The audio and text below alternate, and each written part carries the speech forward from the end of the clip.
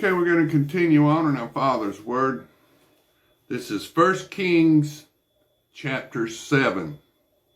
But Solomon took 13 years to build his own house. So he finished all his house. He also built the house of the forest of Lebanon. Its length was 100 cubits, its width 50 cubits, and its height 30 cubits, with 4 rows of cedar pillars and cedar beams on the pillars. And it was paneled with a cedar above the beams that were on 45 pillars, 15 to a row. There were windows with beveled frames in 3 rows, and a window was opposite window in 3 tiers. And all the doorways and doorposts had rectangular frames, and window was opposite window in 3 tiers. He also made the hall of pillars. Its length was 50 cubits, and its width 30 cubits. And in front of them was a portico with pillars and a canopy for them. Then he made a hall for the throne, the hall of judgment, where he might judge. And it was paneled with cedar from floor to ceiling. And the house where he dwelt had another court inside the hall of like workmanship. Solomon also made a house like this hall for Pharaoh's daughter, whom he had taken as wife. All these were of costly stones, cut to size, trimmed with saws inside and out, from the foundation to the eaves, and also on the outside to the great court. The foundation was of costly stones, large stones, some 10 cubits and some 8 cubits. And above were costly stones, hewn to size in cedar wood. The great court was enclosed with 3 rows of hewn stones and a row of cedar beams. So were the inner court of the house of the Lord and the vestibule of the temple. Now King Solomon sent and brought Huram from Tyre. He was the son of a widow from the tribe of Naphtali, and his father was a man of Tyre, a bronze worker. He was filled with wisdom and understanding and in skill in working with all kinds of bronze work. So he came to King Solomon and did all of his work.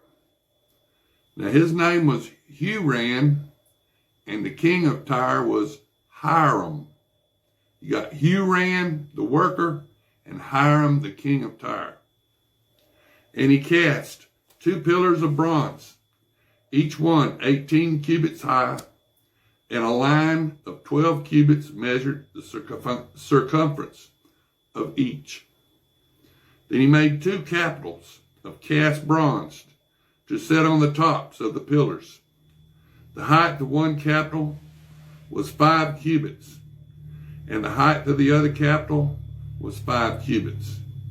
He made a lattice network with wreaths of chainwork for the capitals which were on top of the pillars, 7 chains for one capital and 7 for the other capital. So he made the pillars and 2 rows of pomegranates above the network all around to cover the capitals that were on top. Thus he did for the other capital. The capitals which were on top of the pillars in the hall were in the shape of lilies, 4 cubits. The capitals on the 2 pillars also had pomegranates above by the convex surface which was next to the network. And there was 200 such pomegranates in rows on each of the capitals all around. Then he set up the pillars by the vestibule of the temple. He set up the pillar on the right, and he called its name Jachin. And he set up the pillar on the left and called its name Boaz. The tops of the pillars were in the shapes of lilies. So the work of the pillars was finished, and he made the sea of cast bronze, 10 cubits from one brim to the other. It was completely round. Its height was 5 cubits, and a line of 30 cubits measured its circumference. Below its brim were ornamental buds encircling it all around, 10 to a cubit, all the way around the sea. The ornamental buds were cast in 2 rows when it was cast. It stood on 12 oxen, 3 looking toward the north, 3 looking toward the west, 3 looking toward the south, and 3 looking toward the east.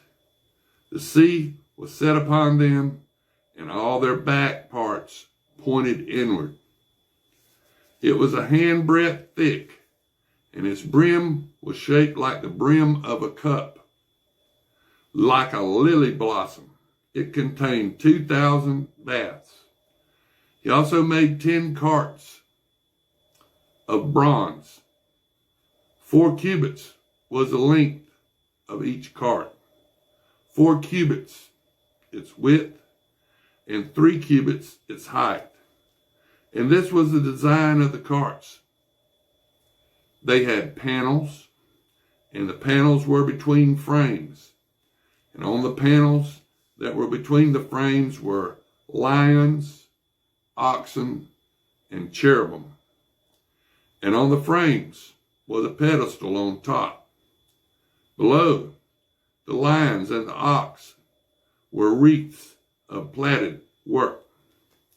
Every cart had 4 bronze wheels and axles of bronze, and its 4 feet had supports. Under the laver were supports of cast bronze besides each wreath. Its opening inside the crown at the top was 1 cubit in diameter, and the opening was round and shaped like a pedestal, 1.5 cubits in outside diameter. And also on the opening were an engraving, but the panels were square, not round. Under the panels were the 4 wheels, and the axles of the wheels were joined to the cart. The height of a wheel was 1.5 cubits. The workmanship of the wheels was like the workmanship of a chariot wheel. Their axle pins, their rims, their spokes, and their hubs were all of cast bronze. And there were 4 supports at the 4 corners of each cart. Its supports were part of the cart itself. On top of the cart, at the height of 1/2 cubit, it was perfectly round. And on the top of the cart, its flanges and its panels were of the same casting. On the plates of its flanges and on its panels, he engraved cherubim, lions, and palm trees, wherever there was a clear space on each, with wreaths all around. Thus he made the 10 carts. All of them were the same mold, 1 measure, and 1 shape. Then he made 10 layers of bronze. Each layer contained 40 baths, and each layer was 4 cubits. On each of the 10 carts was a laver, and he put 5 carts on the right side of the house, 5 on the left side of the house, and he set the sea